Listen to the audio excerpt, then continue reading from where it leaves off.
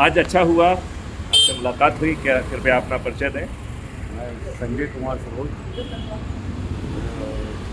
Bhopal university से candidate हूँ और मानव समाधान पार्टी का नेशनल प्रेसिडेंट। आपसे बहुत अच्छी बात हुई। इस देश में 2800 से भी अधिक पार्टियां हैं। मेरा आपसे सिर्फ एक छोटा सा हम्बल सबमिशन ये है कि इन पॉलिटिकल पार्टियों से एक प्रतिनिधि भी नहीं जीत पाता है, जबकि निर्दलीय के रूप में ढेर सारे लोग जीतते हैं। लिहाजा इन राजनीतिक पार्टियों के को बनाने के से क्या मकसद पूरा हो रहा है? क्या हम ये पार्टियां इसलिए बना रहे हैं जिससे कि हम अपने आप को अध्यक्ष उपाध्यक्ष कह सकें?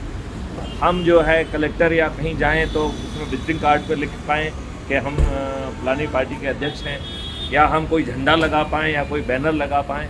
ये क्या आत्म ग्लोरिफिकेशन के लिए है या देश के लिए कुछ ये पार्टियां कर पाएंगी? और क्या आपने सपना देखा है कि हमारा भारत कैसा होना चाहिए? क्योंकि मैं तो कह रहा हूँ, मैं इसी 2024 में पार्टी विहीन प्रजातंत्र ला सकता हूँ। तो आप जानना चाहेंगे कि ये कैसे संभव है। मैं किसी को वोट देने की बात नहीं करूँगा। मैं अपराध मुक्त भारत का राष्ट्रीय प्रेसिडेंट हूँ और farmer director general of police हूँ। मैं राजनीति से संबंधित कोई बात नहीं करूँगा। मैं जो है किसी इसकी बात नहीं करूँगा। तो आप मुझे बताइए कि इस मुद्दे पे क्या आप चर्चा करने के लिए तैयार हैं कि हम कैसे सभी पार्टियों के लोग मिलकर अपने बच्चों को एक अच्छा भारत दे पाएंगे?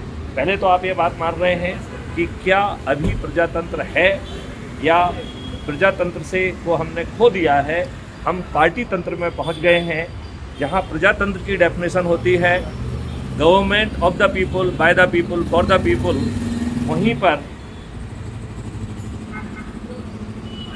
पार्टी तंत्र की जो है डेफिनेशन है government of the party, by the party, for the party. तो अभी जो है जो गवर्नमेंट है ये by the party, for the party, of the party है, या ये पार्टी तंत्र है या प्रजातंत्र है? आपकी क्या धारणा है?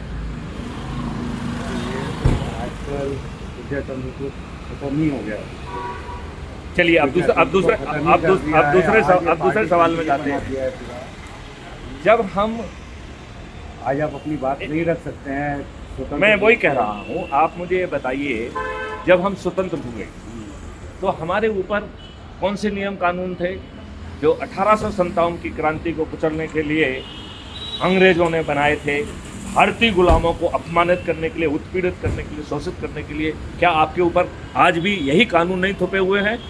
क्या हम सब विद्वानों को लज्जा नहीं आना चाहिए अपने आप की विद्वता पे कि उन्हें 75 सालों में ये भी एहसास नहीं है कि उनके ऊपर गुलामों के नियम कानून थोपे हुए हैं? अभी आईपीसी, सीआरपीसी और एविडेंस एक्ट में जो भी परिवर्तन लाया गया है, it is a cosmetic change. इसकी आत्मा नहीं बदली है। तो ये राजनीतिक पार्टियां हैं कौन? क्या इन्होंने प्रजातंत्र को हमसे नहीं छुड़ा लिया है? मैं आपको उस डायमेंशन के ऊपर ले जा रहा हूँ। हमारी राजनीतिक पार्टियों को 543 अच्छे लोग नहीं मिलते इस देश में। आपको मालूम है अभी जो है जो पार्लियामेंट का समापन हो रहा है,